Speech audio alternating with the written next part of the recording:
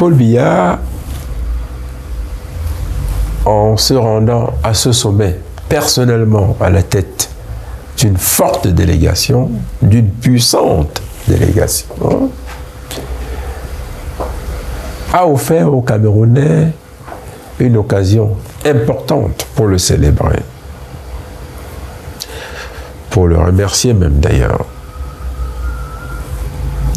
Parce que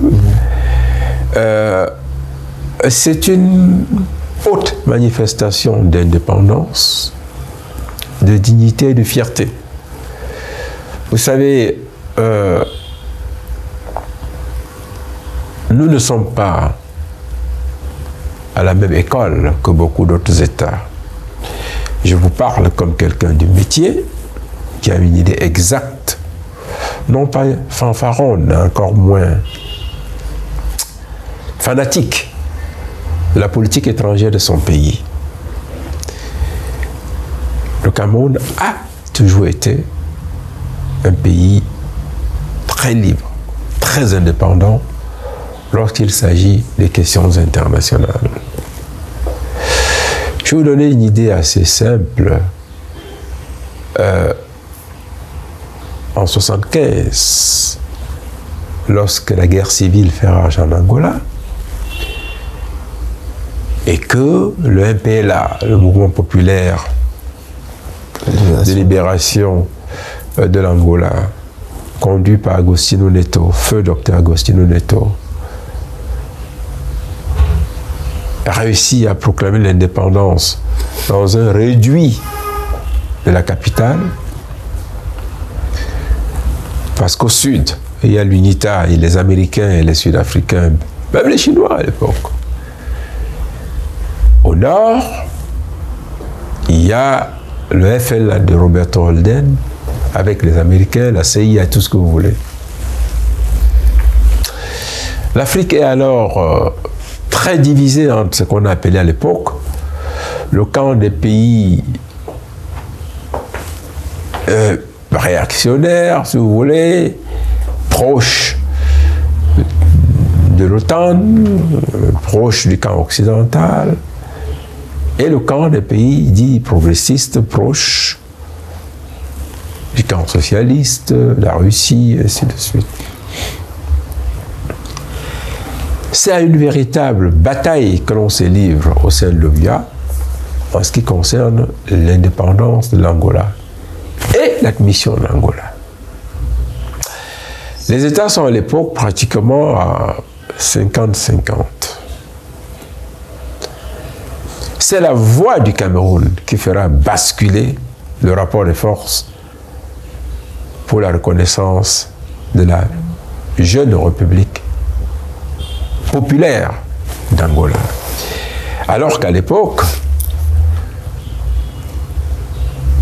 nous sommes encore beaucoup plus impliqués sur le plan commercial, diplomatique et même politique, avec des pays comme la France, les États-Unis, grosso modo l'OTAN. Je ne veux pas encore vous parler de la guerre civile au Nigeria. Beaucoup d'États africains avaient pris des libertés avec la souveraineté et l'intégrité du Nigeria, mais pas le Cameroun. Nous étions fermement opposés. Nous avons soutenu l'État fédéral intègre du Nigeria. Alors, c'est un réconfort important. Moi, hier, quand j'ai appris que le chef de l'État se rendait personnellement à Saint-Pétersbourg, parce qu'il avait plus d'une excuse, il sort de voyage. Ce n'est pas un jeune homme de 20 ans, ni de 30 ans. C'est un haut commis de l'État qui est là depuis longtemps et pour qui on peut trouver des excuses pour ne plus être en route tous les jours pour des sommets. Mais il a tenu à y aller personnellement à la tête d'une délégation que je qualifie de non seulement de forte, mais de puissante. techniques, politiques et diplomatiques. C'est important.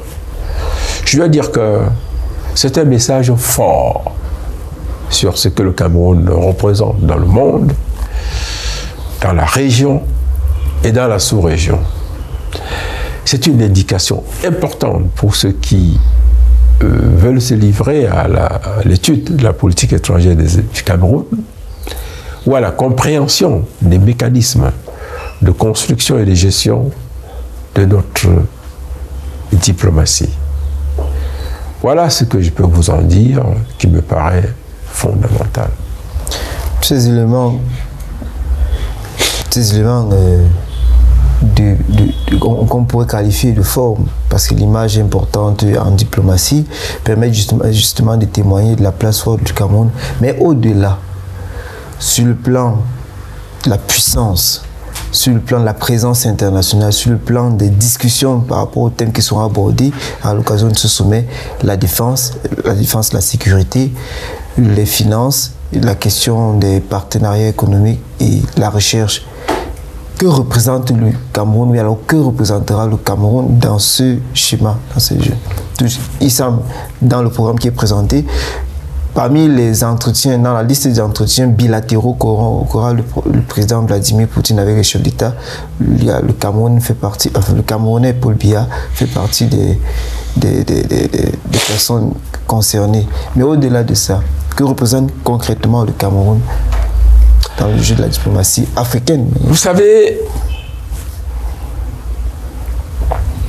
je vais vous reprendre ce que dit Paul Biya lui-même. Le Cameroun, c'est le Cameroun. Le Cameroun, et je vous réponds, représente exactement ce qu'il est.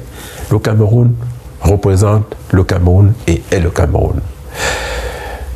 L'affirmation vous invite à des considérations à la fois géopolitiques, géostratégiques et historiques. D'abord, nous sommes un pôle important en Afrique centrale. Ensuite, sur le plan africain, nous sommes un pays qui compte pour la densité et la qualité de nos ressources humaines,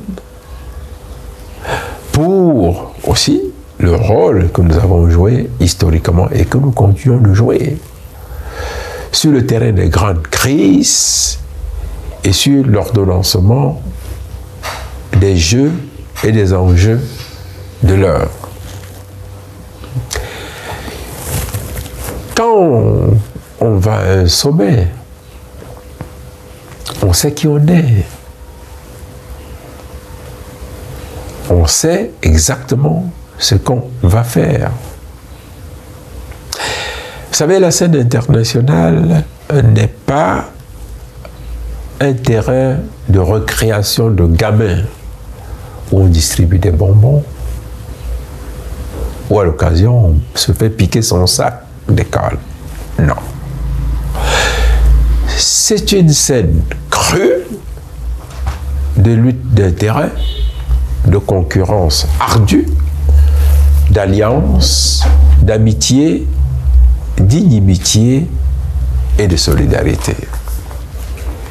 Dans cet aréopage, sans que ça me prenne de vous donner un cours de relations internationales ou d'administration de la diplomatie, il y a ce qu'on appelle les grands principes et les fondements.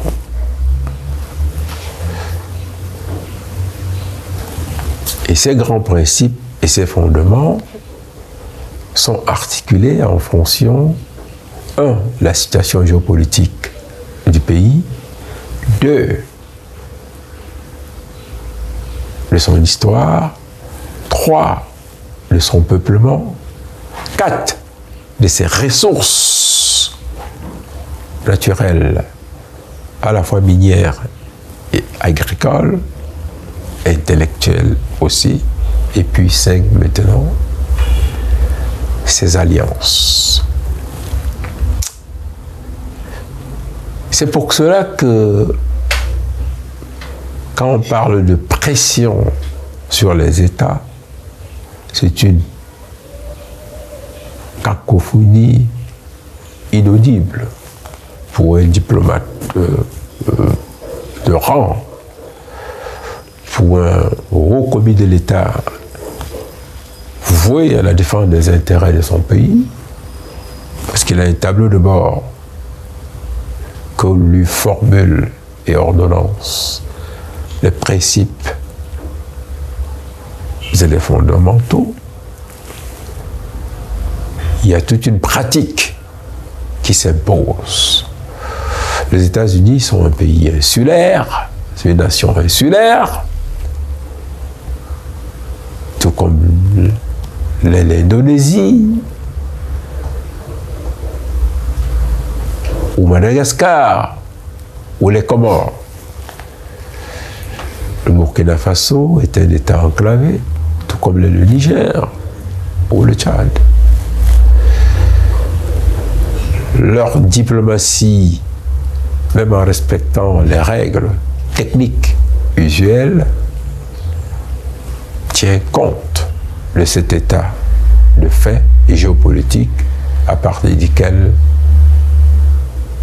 on construit des stratégies militaires, économiques, et ainsi de suite. Le Tchad est bien obligé de passer par nous pour vendre son pétrole, le pipeline. Si ce n'était pas nous, c'était peut-être un autre pays, le Nigeria, qui a une côte et qui est frontalier. Mais rassurez-vous, notre délégation arrive à Saint-Pétersbourg avec une idée précise de ce que nous pouvons discuter et obtenir de ce forum. Il faut déjà que je vous dise que des événements de cette nature, des rencontres internationales de cette nature, se préparent très longtemps à l'avance. Il y a un cahier de charges général, mais il y a des cahiers de charges spécifiques correspondant aux exigences, à la demande ou aux souhaits mutuels de l'État qui invite avec chacun des États invités. Alors, vous avez compris que ce n'est pas du tourisme qu'on va faire là-bas. Nous y avons notre ministre des Finances, notre ministre des Travaux publics, et j'en passe. Ça veut dire...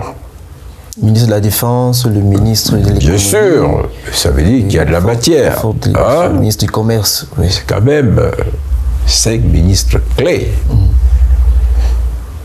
sur lesquels repose un certain nombre de stratégies pour la construction de notre destin.